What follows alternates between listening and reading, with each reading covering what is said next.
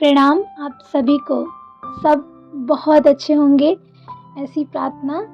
और आज हम पढ़ेंगे नियति की चुनौती स्वीकार करें।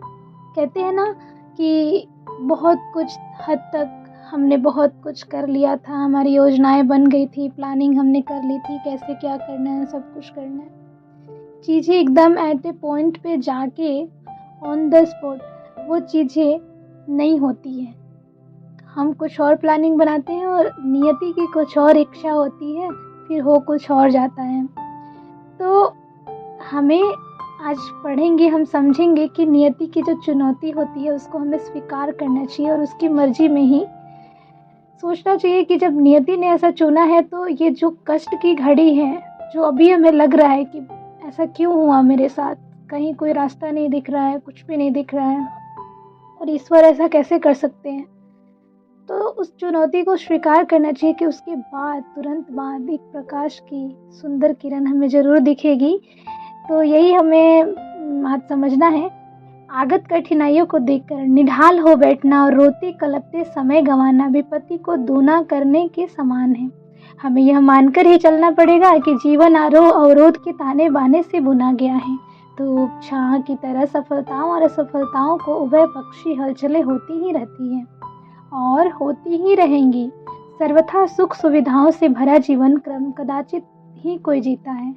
ज्वार भाटों की तरह उठाने और गिराने वाली परिस्थितियां अपने ढंग से आती है और अपनी राह चली जाती है। तट पर बैठकर उतार चढ़ाव का आनंद लेने वाले ही जीवन नाटक के अनुभवी कलाकार कहे जा सकते हैं। कभी आप नदी किनारे बैठिए, समय निकालिए, अकेले में बैठिए, कैसे किस तरह पानी हिलोरे लेती है, कभी ऊपर जाती है, कभी एकदम से ऊपर सीढ़ियों तक आ जाती है और फिर कभी एकदम सीढ़ियों से एकदम नीचे चली जाती है। इसी प्रकार जीवन भी है, दुख सुख आते ही रहते हैं, लेकिन हमें उसमें सम रहना चाहिए और सोचना चाहिए कि दुख है तो सुख आएंगे। जब सुख था तब दुख आया, तो जब दुख है तो सुख भी आएंगे। सदा दिन ही बना रहे, रात कभी आए ही नहीं, भला यह कैसे हो सकता है। जन्मोत्सव ही मनाए जाते रहे, मरण का रुदन सुनने को न मिले, कैसे संभव है। सुख की घड़ियां ही सामने रहे, दुख के दिन कभी ना आए, यह मानकर चलना यथार्थता की कोई और से आंखें मूंद लेने के समान है। बुद्धिमान वे हैं जो सुखद परिस्थितियों का समुचित लाभ उठाते हैं और दुख की घड़ी आने पर उसका सामना करने के लिए आवश्यक शौर्य और साधन इकट्ठा करते रहते हैं। ऐसे ईर्ष्यालु इस दुनिया में कम नहीं जो किसी का सुख संतोष फूटी आंखों से नहीं देख सकते, जिनके अंधेर अनाचार में बाधा पड़ती है और वे भी शत्रु बन बैठते हैं। अनुचित लाभ उठाने के उत्सुक भी शोषण एवं आक्रमण से बाज आ जाते हैं। इन आसुरी तत्वों का अस्तित्व अनादि काल से रहा है और अनंत काल तक रहेगा। उनसे बच निकलना कठिन है। हाँ, इतना हो सकता है कि अपना शौर्य साहस इतना विकसित कर लिया जाए कि उन्हें छेड़छाड़ करने का साहस ही ना हो। व्यक्तिगत समर्थता के अतिरिक्त अपनी साथी सहकारी बढ़ाकर भी हताताइयों की गतिविधियों पर अंकुश लगाया जा सकता है। प्रतिरोध और प्रतिकार की शक्ति बढ़ाकर ही आक्रमणकारियों से अपनी आंशिक सुरक्षा हो सकती है। उनका सामना ही न करना पड़े, कुछ अनुचित अवांछनीय सामने आए ही नहीं, ऐसा सोचना आकाश कुसुम पाने जैसी बात की कल्पना है। अवरोधों से जूझने और संघर्षों के बीच अपना रास्ता बनाने के अतिरिक्त यहाँ और कोई रास्ता है ही नहीं।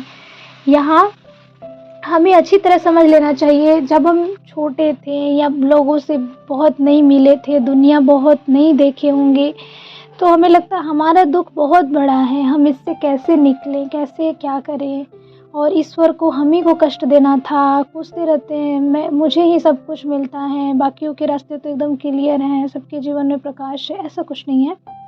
सभी को कष्ट और सुख और दुख दोनों सहना पड़ता है और सुख के दिनों में सुख का पूरा लाभ लिया जाए और जब दुख आए तो पूरी हिम्मत से, धैर्य से उसको सहन करने की शक्ति जुटाकर सहा जाए। नियति जो है, ईश्वर जो है, जो प्रकृति है, वो सबके साथ एक पक्ष रहती है, किसी के साथ भेदभाव नहीं करती, सबको एक ही तरह से प्रेम करती है।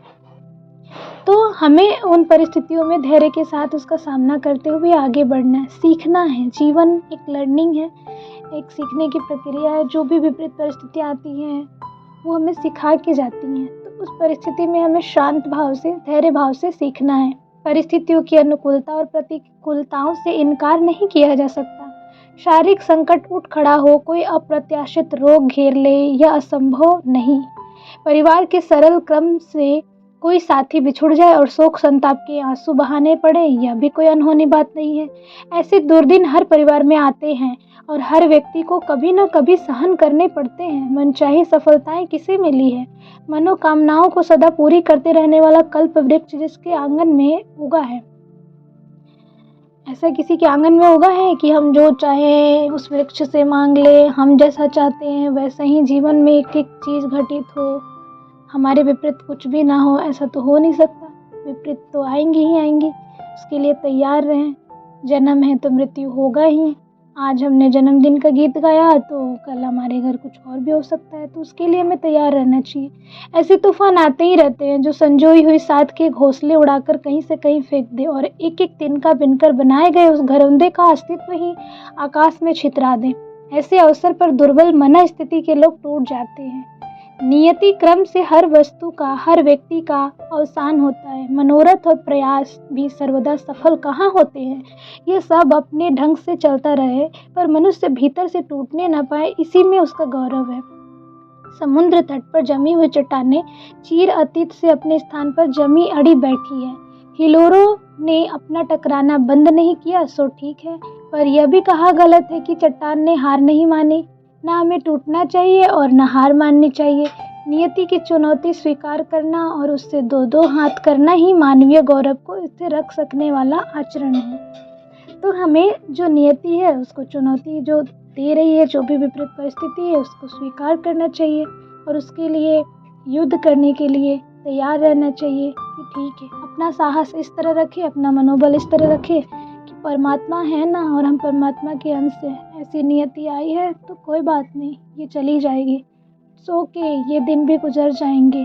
और ऐसा मन में रखते हुए साहस के साथ दो दो हाथ से तात्पर्य है कि हमें उससे डरना और दुबकना और माथे पे हाथ धर के सिकुड़न रख के डिप्रेशन एंजाइटी में जाकर के अपना जीवन और परेशान और बड़ा बवंडर नहीं करना। अपने जीवन में धैर्य रख के दो दो हाथ से मतलब है कि ठीक हो जाएगा, सब कुछ ठीक संभव है, सब जो आया है ठीक है, कुछ सिखाने आया है, लेकिन अंततः रास्ता मिलेगा और ये अंधेरा भी छट जाएगा, प्रकाश की किरणें आएंगी। इसलिए उस स्थिति में भी संभल के रहिए, अपने स्वास्थ्य पे ध्यान दें, अपने मानसिक संतुलन पे ध्यान दिया जाए, अपना माइंड सेट के साथ कि हाँ, एक अच्छी पॉजिटिव माइंड सेट के साथ कि कल को हमारे साथ सब कुछ अच्छा होगा और हम अपने साथ सदैव खड़ा रहें। अपने साथ सदैव रहना चाहिए कि कोई रहे ना रहे, कोई साथ दे ना दे। और दरअसल सच्चाई भी यही है कि किसी में भी इतनी हिम्मत नहीं कि हमारे साथ कोई गलत कर सके और हमारा कोई साथ दे सके। हमारा साथ केवल हम ही दे सकते हैं, मैं ही मेरे साथ हूँ, बाकी लोग तो तभी साथ है जब मैं मेरे साथ हूँ। तो यही नियति की चुनौती है और नियति की चुनौती को स्वीकार करते हुए हमें साहस के साथ आगे बढ़ना है। धन्यवाद, प्रणाम।